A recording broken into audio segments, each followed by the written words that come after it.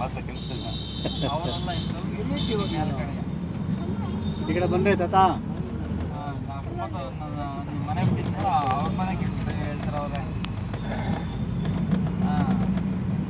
ನೋಡಿ ಎಲ್ಲ ಹತ್ತಕ್ಕೆ ಬಂದಾಗ ಎಲ್ಲರೂ ಹೋಗ್ಬೇಕಾರೆ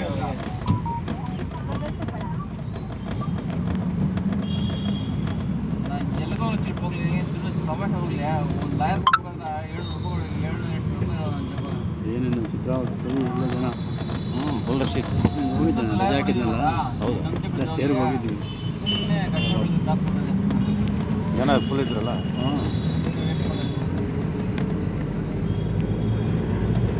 ಯಾಕೆ ಮಾಡ್ಬಿಡು ಅದು ಕಮ್ಮಿ ಹತ್ತಕ್ಕೆ ಏನು ಇಲ್ಲಿ ಒಂದಕ್ಕೆ ಲಾಸ್ಟ್